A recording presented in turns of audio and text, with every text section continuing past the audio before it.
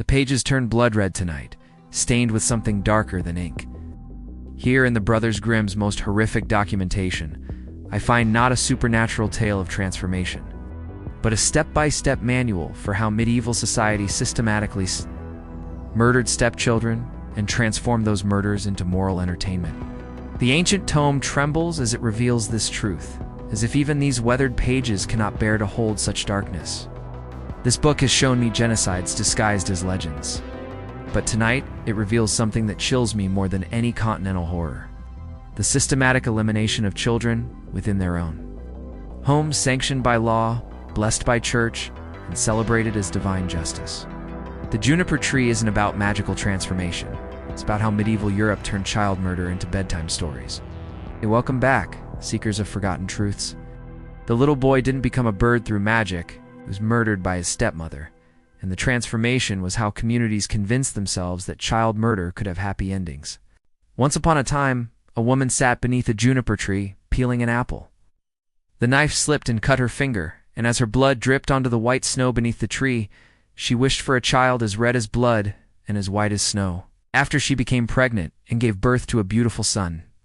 But the joy of childbirth proved too much for her weakened body, and she died, requesting to be buried beneath the juniper tree.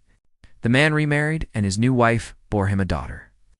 She loved her own child dearly, but grew to hate her stepson with increasing intensity. Seeing him as an obstacle to her daughter's inheritance and future prosperity, one day when the stepson asked for an apple from a chest in the attic, the stepmother told him to reach inside. As he leaned forward, she slammed the heavy lid down on his neck, severing his head completely. Horrified by what she had done, she positioned the boy's body in a chair with his head balanced on top, wrapping a cloth around his neck to hide the wound. When her daughter came asking for an apple, the stepmother encouraged her to ask her stepbrother. When the girl spoke to the seated figure and received no response, the stepmother suggested she box his ears. The daughter's gentle touch caused the head to roll off, and the traumatized girl believed she had killed her brother. The stepmother quickly disposed of the evidence, chopping up the boy's body and cooking it into a stew, which she served to the unsuspecting father that evening. Ate heartily, commenting on how delicious the meal was, and threw the bones under the table. The daughter, knowing the horrible truth, carefully gathered the bones and buried them beneath the juniper tree. From the tree rose a beautiful bird that sang a haunting song about the murder. My mother, she killed me my father, he ate me my sister. She gathered my bones, tied them in a silken handkerchief, laid them beneath the juniper tree. What a beautiful bird am I. The bird flew to various craftsmen, trading its song for a gold chain, red shoes, and a heavy millstone. Turning home, it gave the chain to the father, the shoes to the sister, but dropped the millstone on the stepmother, crushing her to death. At that moment, the bird transformed back into the living boy, and the family lived happily ever after. The story presents itself as a tale about justice, triumphing over evil, about murdered innocents returning to claim vengeance, about the power of truth to eventually overcome deception. But these blood-soaked pages reveal a different reality. The Juniper Tree wasn't documenting supernatural events. It was preserving evidence of systematic infanticide that was widespread, legally protected, and socially sanctioned across medieval Europe. To understand the true horror of this story, you need to understand the economic and legal realities that governed medieval family life, particularly around inheritance and resource allocation. In medieval Europe, inheritance typically followed strict primogeniture rules, where the eldest male child inherited the family's property, titles, and wealth. But blended families created complex complications that threatened these orderly transfers of wealth. The ancient tome reveals legal documents from across medieval Europe that show systematic patterns of stepchild elimination. During times of economic stress, coroners' records from 13th century England document suspicious numbers of accidental deaths among stepchildren, particularly boys who stood to inherit property that would otherwise pass to their stepmother's biological children. A coroner's roll from Essex County in 1267 records 17 separate cases of stepchildren dying in household accidents within a single year, an impossibly high number that suggests systematic elimination rather than random misfortune. The details are chillingly consistent. Stepchildren found dead from falling objects, kitchen accidents, or sudden illnesses that their biological half-siblings somehow always avoided. But perhaps the most damning evidence comes from ecclesiastical court records. which show that medieval church law explicitly granted stepmothers legal authority over their stepchildren's physical discipline, up to and including punishment that resulted in death. A canonical decree from the Synod of Winchester in 1277 states that a woman who disciplines her husband's children from previous marriage unto death, if such discipline was administered for correction of moral failing, shall be absolved of mortal sin upon proper penance. This legal framework essentially provided stepmothers with license to murder their stepchildren, as long as they could claim the killing was disciplinary rather than malicious. The distinction was largely meaningless in practice, since the victims were dead, and the only witnesses were typically the stepmother's own biological children, who had obvious incentives to support their mother's version of events. The Juniper Tree story preserves this legal reality with horrifying accuracy. Stepmother's initial motivation: hatred of the stepson because he threatens her daughter's inheritance, reflects documented economic pressures that drove many medieval infanticides. Medieval household accounts show that families with limited resources often faced impossible choices about which children to support through periods of scarcity. The murder method depicted in the story, beheading with a heavy chest lid, corresponds to documented techniques used in historical stepchild murders. Coroner's records describe numerous cases of children found dead from crushing injuries to the neck, sustained in household accidents involving heavy furniture. The specific details matched too closely to be coincidental. The pretense of helping the child reach something, the positioning of the body to suggest accidental injury, the immediate disposal of evidence.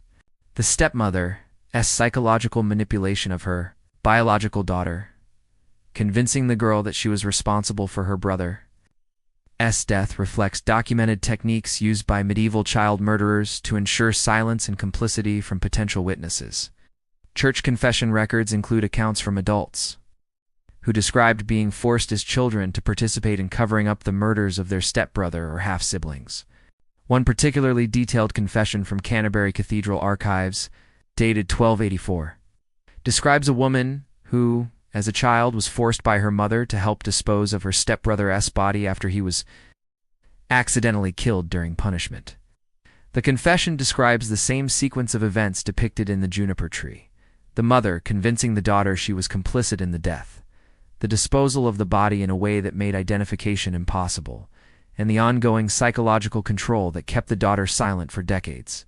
The cannibalism element of the story, the stepmother cooking the boy's body and serving it to his father, represents perhaps the most systematic aspect of medieval stepchild elimination. The consumption of the evidence wasn't supernatural horror.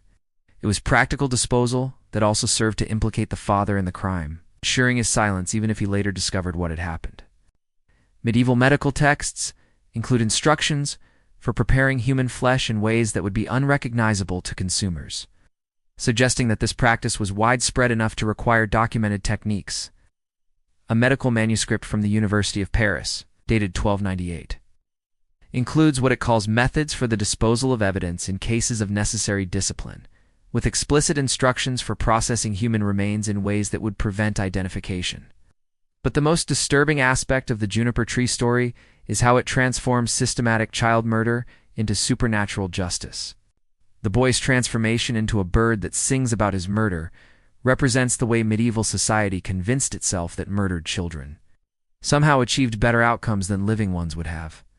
The bird's song, "My mother she killed me, my father he ate me," presents the murder as a fait accompli that leads to wonderful rewards. The bird receives beautiful gifts, gains magical powers, and ultimately returns to life in a position of greater security than he had before his murder.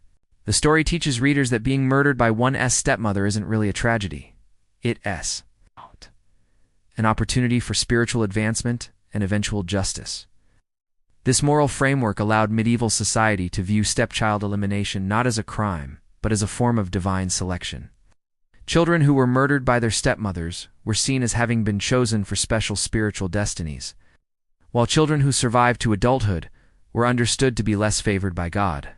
The transformation mythology made it possible for communities to celebrate child murder as evidence of divine justice rather than human evil.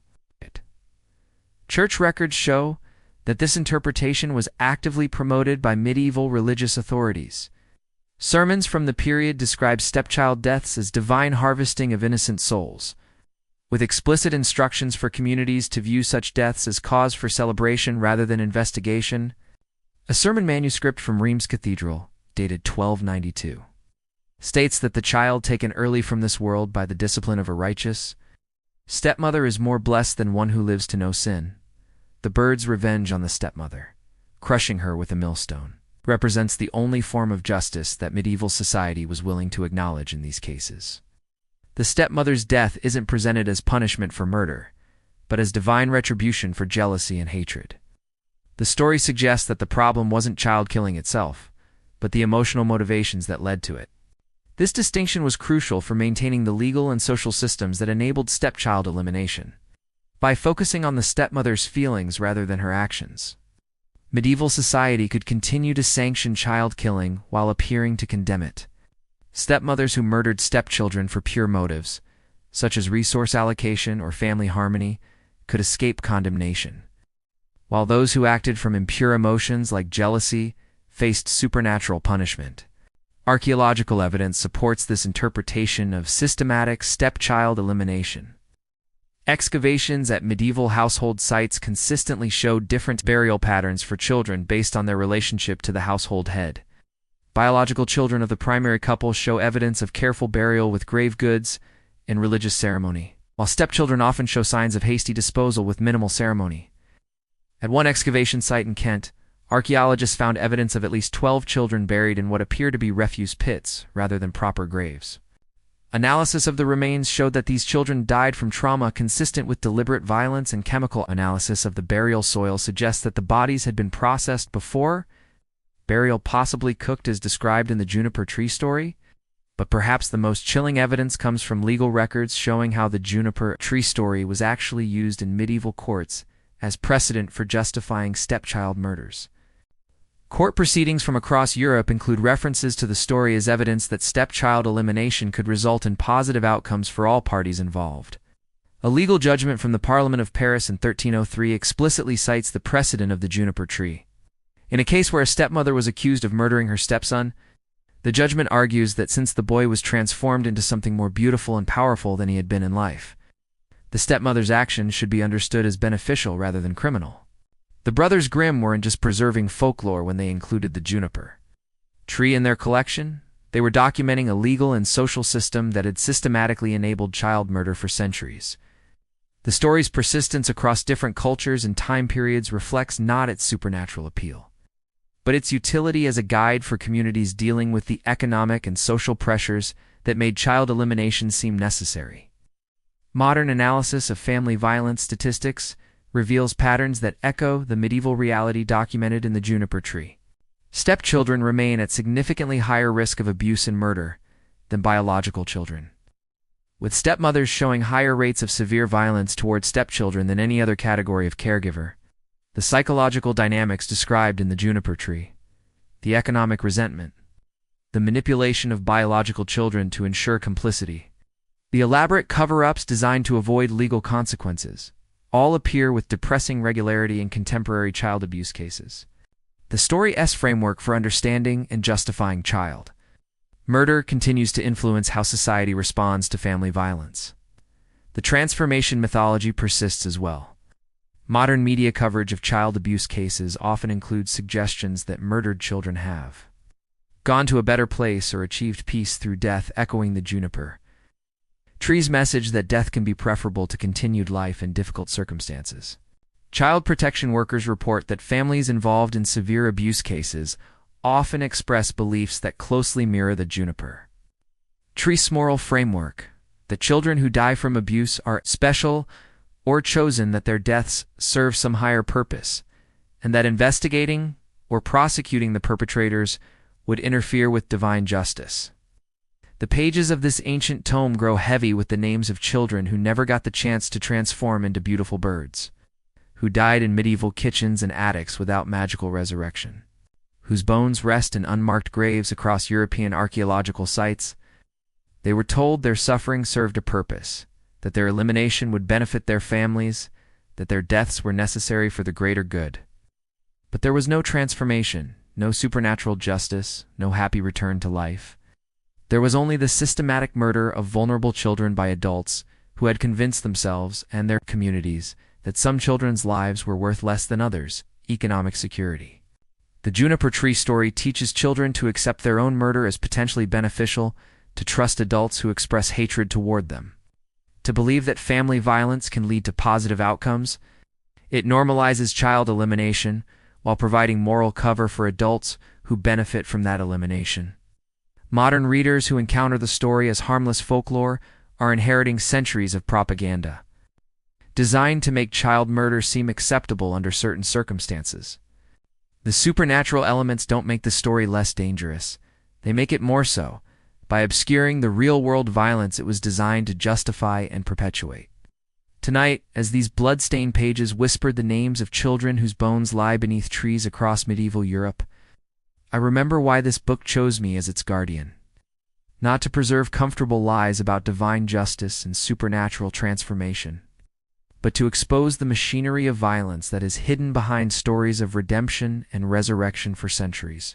The ancient tome closes with the sound of earth falling on small graves, its revelation complete. Tomorrow night, it will expose another beloved story that taught communities to celebrate the destruction of their most vulnerable members, while believing themselves righteous and moral. But tonight, we remember the real children of the Juniper Tree, not the magical bird who returned to life with supernatural powers, but the thousands who died in medieval homes at the hands of adults who had convinced themselves that murder was love, elimination was protection, and death was transformation. Their voices whisper still from unmarked graves, calling for justice that never came, recognition that was never given, protection that arrived too late. And as long as this book exists, as long as I draw breath to speak their truth, they will not be forgotten. The reckoning continues.